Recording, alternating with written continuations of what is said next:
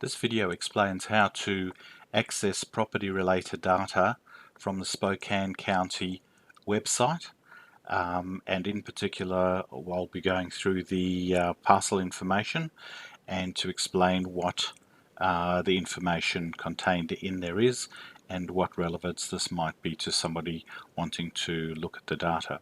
So the first part is that Spokane County keeps a lot of information relevant to some of the cities within Spokane County. So for example, the city of Spokane, the city of Spokane Valley, Cheney, Airway Heights, Millwood are some of the smaller cities that utilize the county information. And so when you come to the county website, which here in this instance is SpokaneCounty.org, you'll find that there are many places to look for information. So there's legal information, the court system, marriages and births and so forth. And in particular, the part that we're going to focus on at the moment is this parcel information search, and that is information that relates to the particular parcels of the city. That's the property parcels. So I'm going to click on that, and what we've got now, this indicates that this is the SCOUT system, which is used by the city of Spokane, by Spokane County. And in here, I'm going to just call up a property that I'm familiar with, and to show you what's contained within the property database and what the property record looks like. So in this particular instance, what we can see is we're into SCOUT, we're doing a search here. This is the property address as I know it, and this is the property address that you'd normally mail to the some information to the property. So I'm going to call that up, and here I can see immediately that this is the folder basically, or the summary page that contains the information on this parcel number, and the parcel number is unique. So you'll notice that there are 5 digits with a full stop with 4 digits after it. That is the unique identifier of this particular lot and anything to do with this particular lot. The site address may change from time to time, so however the parcel number stays constant. So I'm going to show you here, this is the summary page that pulls information from a number of other places. So here, this is this box here takes you into the property maps, and we'll see that shortly. This particular box here allows you to look at the various photos over time, and there's a little date stamp in the bottom right hand corner here that indicates the date of this particular property, and there's the property address up here. We'll get back to that later. So this, and then this is the information relating to this specific property, and you can see here there's property address, the city that it's in, and the current owner. This particular box here talks about the school district that relates to this particular property in this location, and that will differ for different properties within this Spokane County. Here's the utilities and permits and so forth. Because this particular property is in the city of Spokane, if I clicked on any of these items here, this would take me to the city of Spokane. If I selected another property that was, for example, in the city of Spokane Valley, this permitting area would take me to that relevant city. Okay, coming back to this then, I'm now going to click onto the parcel information, and this takes us to the specific property record. So what we see here is there are a number of tabs up here. There's a summary tab, and this summary tab pulls from various places, as we'll see later. There's a sketch, notices, PDF map, search and merge, taxes, and then some other information that allows you to search. So there's also this button here that allows you to print this page. It's a printer-friendly page, so it skips a whole lot of other items. That's decorative items, for example. And this map will take us to that grid map that I showed you earlier. And so what I'm going to just do now is quickly go through these particular tabs up here. The sketch tab here is basically shows the floor plans, the outline of the footprint of this particular property. So we can see here that it's 26 by 22, 572 square feet, and there's a first floor and a basement. The next tab shows that there are some notices that went to the property. This is a parcel assessment notice, and this gets sent out once a year, and it gives an indication from the county as to what the value is of the property and what the assessed value will be that the property taxes will be levied on. This particular statement here is the statement that shows more of the details, again the property details. It shows that the total amounts of levied this year, the 1,821, and that the amounts are able to be paid in two parts, one in April and one at the end of October. So there's some other details, and this is the tariff slip that when you send your money and you pay this particular amount and then send it off to the county. When we go to the PDF map, this section here basically gives you the indications of the particular map that this property is on, and I've just clicked on that map here, and that's now going to call up for us the development map for this particular area, and it doesn't, I can't see quite clearly here, but you can see, for example, this property would be on here somewhere. I think it's down here somewhere, but anyway, and then it fits into the larger city profile like this, and then it fits into the county profile like that. So by using those map grids and map numbers, for example these ones here, that is more the technical description of where the property is located. The search and merge is not relevant for this particular parcel. I'm not quite sure what that's about, but that has relevance, I think, when larger lots of land are subdivided or merged or something in that vein. Okay, this is the tab that talks about the taxes. Here's the taxes for 2020. There's $1,821 is the annual charge, and we can see that there's been a partial payment made against that, and therefore there's $910.81 outstanding. What the relevance is for us when we look at these other years is that we can see that these taxes have been paid. When these taxes have not been paid, that indicates that there may be a problem, that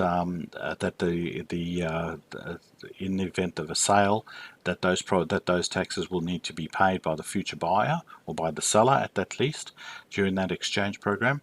And secondly, that if the taxes are outstanding for over 3 years, that the county is able to, by law, sell the property and to recover its charges.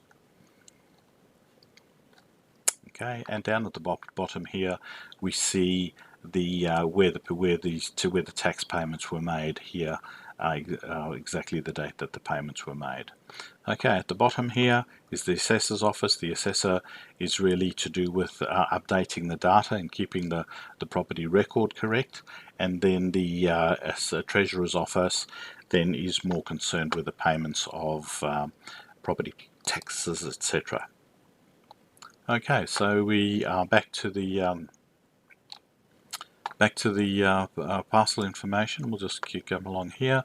Okay, so there's another good reference provided by the county, and here what we can see is that under the sales search, it gives us comparable sales for properties similar to this one in the area, and then it also gives neighborhood sales. So clicking on the comparable sales, what this shows us is here's the property that we're concerned with, that we know about, and here are recent sales, comparable sales that one can print out that are in the area. So for example, here we can see that this is our particular property that we're looking at. It's a vintage bungalow. It was built in this particular year. Here's comparison of houses that are built around the same time. There's a living area that's shown here, and these properties have comparable living areas. We can see the sale price and when the sale property was sold, so as a comparative, you can really see what the other comparable properties are that were sold in the area.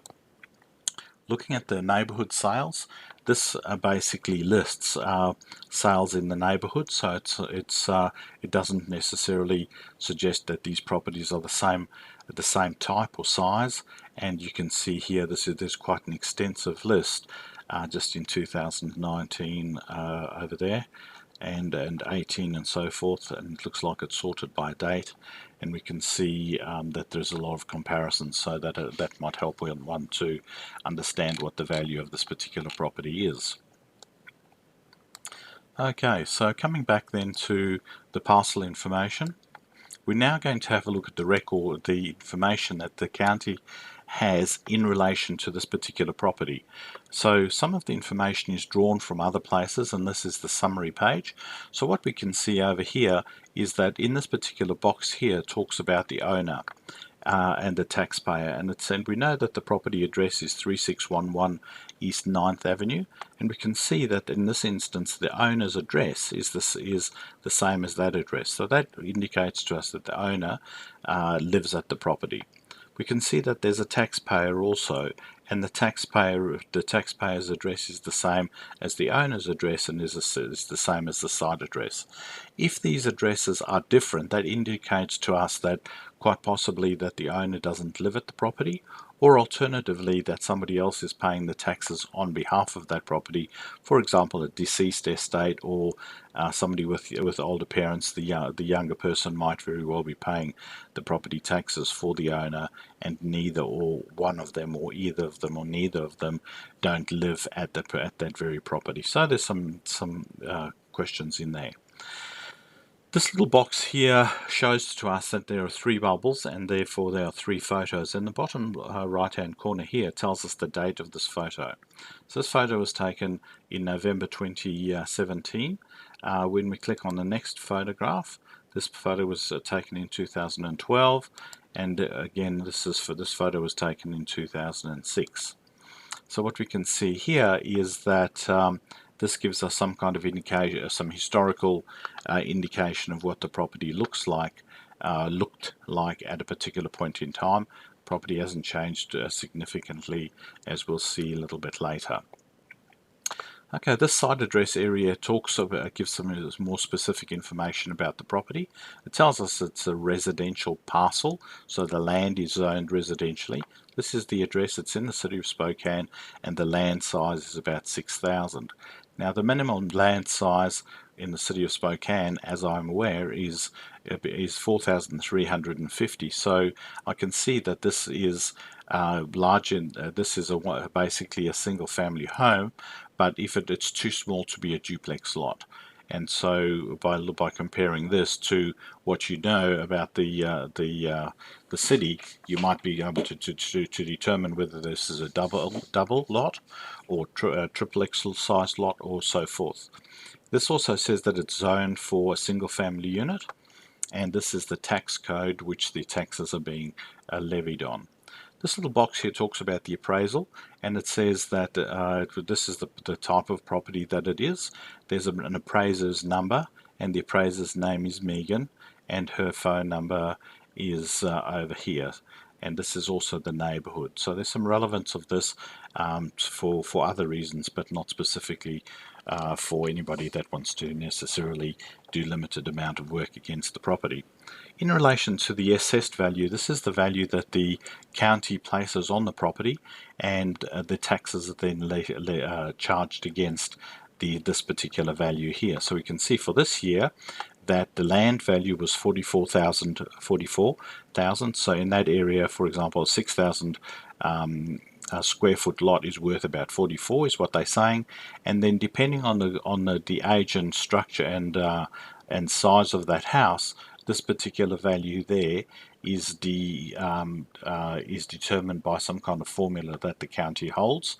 I'm not exactly sure what those matrices are, but we'll look a little bit further down, and we'll see what kind of things may impact what the structure's value is. But to look at this at the moment, we're saying that this property is for the 2020, the taxable value is 147,000, and which happens in this instance to be exactly the same. In some instances, in some counties, these two numbers might be different, and it might very well be that there's either a concession or an additional charge charged by the city, by the county, and these two numbers might differ. So depending on whether you're looking at what the taxable taxable value is, so and what the taxes collected are, that might be a different purpose to comparing to what you might think that the property is worth. Quite often, banks might look at at this number here, at the assessed value, and say, okay, we're prepared to lend money against that property without doing a formal valuation. And in that particular case, they're coming to look at this market value here. And that market value, as we said, is comprises of the land and the dwelling. Okay, again, we looked through these particular charges on the other tab. Again, looked through that, and here is where how the rate is applied to the taxes are applied, and where the money kind of goes. Okay, so this particular area here talks about the characteristics of the home, of the property. In this particular instance, here's the headings, and here we can see there's only one item on this list. Here, it's a dwelling. If there was a garage or additional buildings, there'd be more of these particular items along here. But for the moment, this is only a dwelling. On this property, it was built in 1940. It says that the gross living area is 572 square feet, which is kind of that footprint that we saw earlier. Now, I don't believe this particular number is correct, and so I'm going to want to explain that to you. It tells us here that this is a single family home. This is the type of home. It's a bungalow. The roof is of composite sheeting material.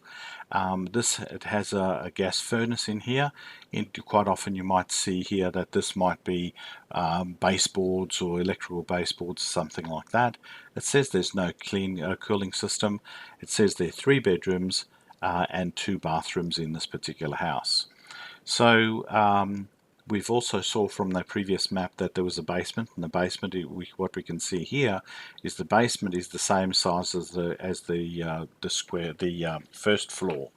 So I know this property, and because of that, I know that this number, I know that the first floor is fixed up, and I know that the second floor is fixed up, and so therefore I believe that this number here should be 1,144 square feet, not the 572.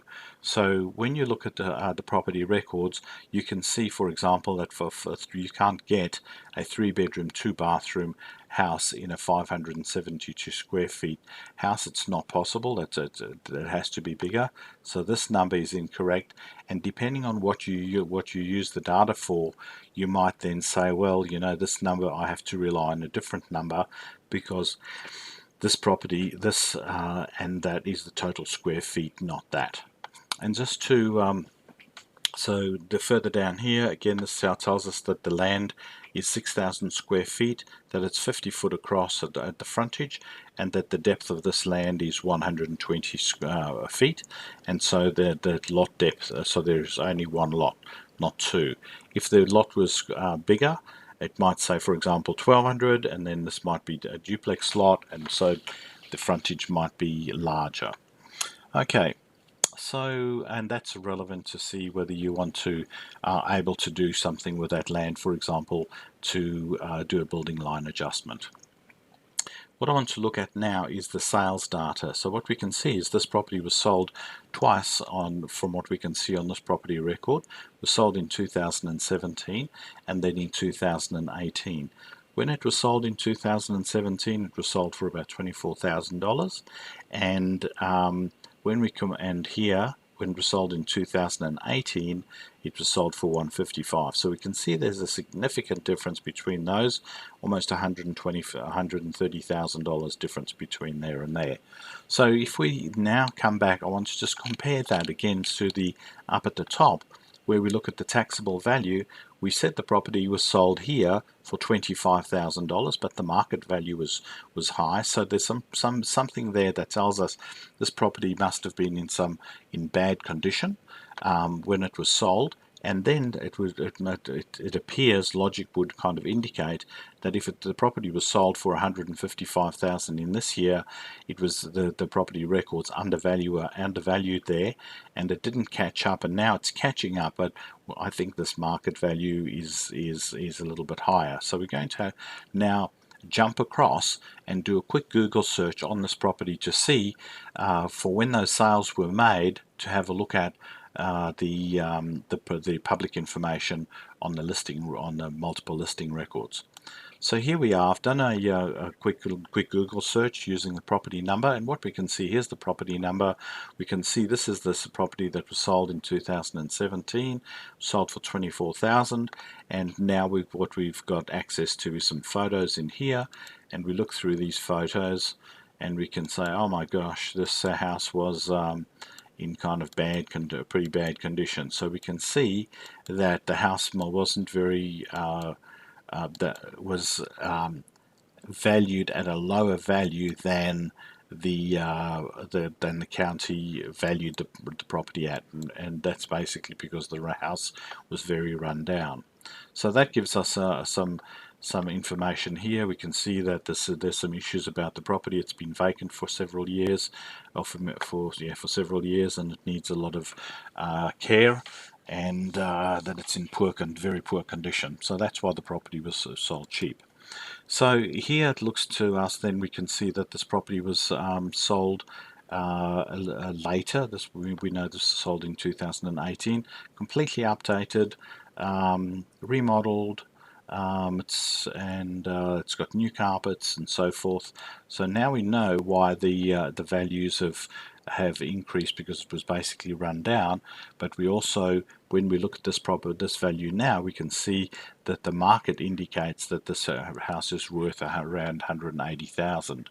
And then if we're comparing that to the assessed value, we can see the assessed value in this year was overvalued, and then that was undervalued and is undervalued and is undervalued, and it's just depending on when you look at this information, and depending on what you want the information for, you might need to go to somewhere else to compare that information to assess whether that information is valuable and is correct for your particular purpose. Okay.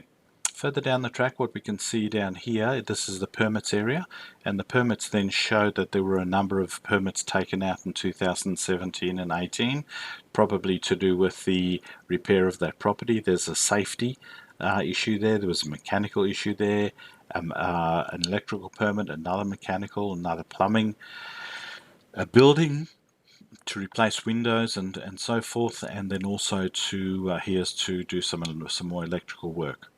So that kind of supports the fact that the property was remodeled, and by going to those other photos you can actually have a feel for what the property looked like inside at a particular point in time. This particular part allows you to go to the permits, these particular permits in the city of Spokane, by clicking on this.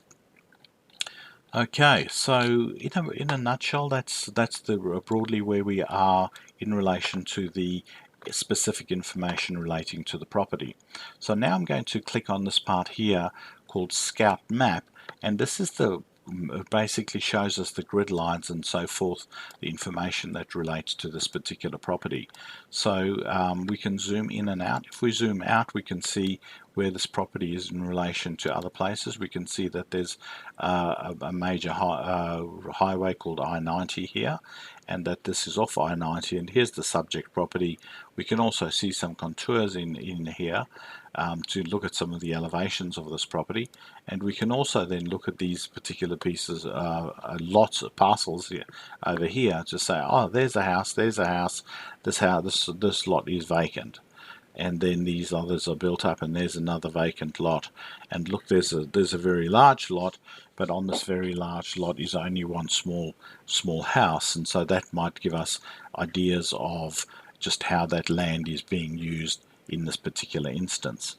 because we're looking at our particular property here, if we clicked on that, that would take us back to the property record that we just went through. But if, for example, we wanted to look at the neighbour's house and we looked at this particular property here, we could say, that's what this property looks like, and we can then click on the parcel information and see again who owns the property, what the details of that particular property is, and so forth. So that's the information that you can basically get from the Spokane County Property Information website. It's called SCOUT. The way to get here is by finding the city's name, SpokaneCounty.org, and then selecting the parcel information, and then that takes you to this particular part of the software called SCOUT, and into that database.